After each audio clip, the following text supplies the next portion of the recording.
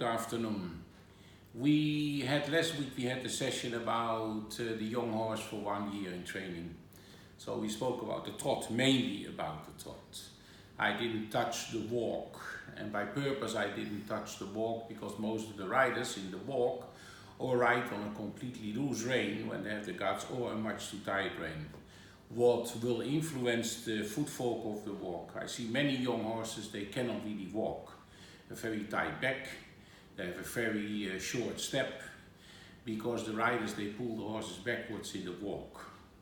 Like I said, we have to drive them forwards into the contact with a low top line. And then the horse will develop a good walk. Without that, we come into an area where the horse starts breaking up the walk, what we call broken walk, or in the worst case, pacing. When we create pacing with the young horses and we don't know what to do with it, then when the horse gets established in the pace walk, then it is amazing difficult later on, when we ride collected walk, to keep the footfall going 1, 2, 3, 4, without that it breaks to pace, because they know pace, so they will choose pace. So this is about the walk. Then I said, now I will talk about the canter. Canter on the young horses is not for the horses an issue, but is for most of the riders an issue.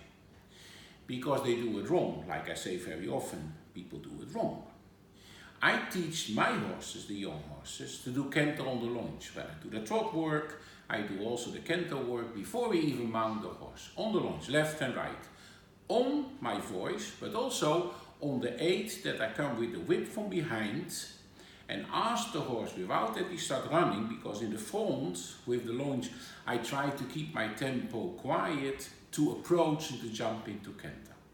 When a horse learns to do it this way on the lunge, later on with the rider in the saddle on the lunge, then also when he is ridden with the rider, then on command of voice and an aid with the rider's weight, he will go to canter.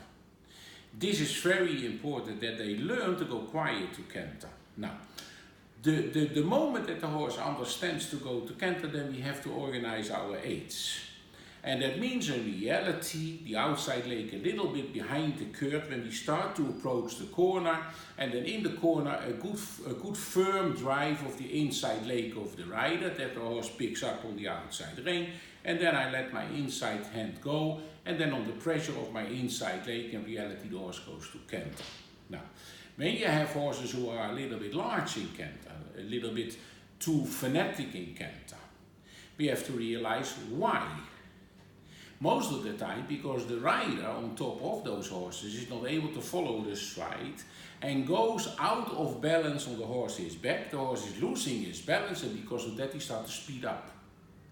So first we have to look into ourselves. Should we as riders try to change our way of sitting to make the horse work in canter quiet? A lot of awards we have to give. And then in no time a young horse, and we will show it later on a video, will do canter in the most natural way, because the canter is in reality the natural gait in every horse. Now, during that year, when the horse really goes to canter on my aids correctly, in the circle, in the corner, on a straight line out of shoulder 4, then I start to bring the horses a little bit more under my sit, and I ride a big circle and I spiral into the circle where the horse comes more under my sit, and I go to the big circle. When that is established, then I start working on from walk till canter. Why from walk till canter? I want that the horse will sit more under my sit already when he comes to canter. So I get already 2, 3 uphill tendon steps, what helps me, because then I can approach the counter canter. Now, how do I ride my horses, teach my horses the counter canter? I ride the horse in a big circle in lead canter, on the short side. Then when I feel my horse is nice under my sit, I change circle. That means from the big circle to the right, I go to the big circle to the left, where I maintain sitting for right canter, because counter canter is nothing more than keeping the right canter going on the left lead side. Now I ride to the corner, I ride to the next corner, and I push the horse with my hip towards the diagonal and change rein. And then the award for the horse that he did a couple of steps nice counter canter is that I go back to the lead canter, continue in the circle, and I repeat it a couple of times. This is the way how I teach my horses the counter canter.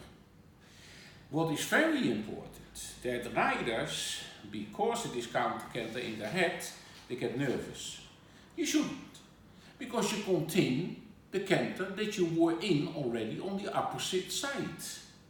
Many riders try to force the horse to the corners. No, the young horse in counter canter should not go deep to the corners. Too heavy, too difficult. You have to ride it forwards.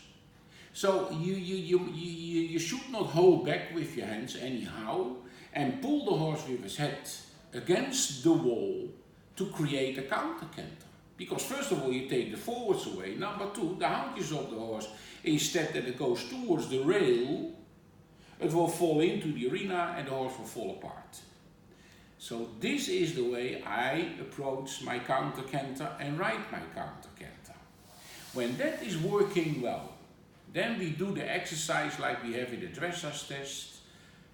A serpentine in 3 loops where the middle circle or the middle loop is in counter canter. What is very important for every rider when we come to that level after 1 year of training, that when we ride the loop in counter canter, as well, let's say the big circle in lead canter and then diagonal, or not diagonal, but the circle to the opposite circle in counter canter, that when we get out of the counter canter, back to the lead canter circle, that on the center line we try to collect the horse. Because many horses, they build a little bit tension in the counter canter, and then they come back to the lead canter on the diagonal and they try to walk away from us. Very important that the rider then brings the horse back in time. Now then we can also practice the serpentine with 3 loops. This is in the first year for me something what have to be done, can be done, and it's very easy to do when we are very aware that when we teach the horse canter under the rider, that it is be done on the lunge, so that the horse goes quiet to canter. Not that the horse gets panicked and runs away, because I see that too often. And then, because the horse is panicked, that is why going to canter gets every time more difficult. My horses, they were, and you will see it also, after 6-7 times riding, we approached the canter, because they knew already to carry a rider under the rider, because it was practice on the launch. This is how I do it. Yeah. When I come in the end of my year, then I can ride a medium canter and in the corners back to working or sometimes collected canter. This is the lecture for today. Yeah. We will show a video from one of my students, Michel Teiner, who did bring with me many horses. I have 4 or 5 horses, I think, already, from totally green up to successful competitive horses. So one of those horses that is recently done, we will show that video. Any questions? Please ask the questions. Thanks for listening again to me. Any suggestions for the next week, then please let me know. And I hope to see everybody back next week. Thank you very much.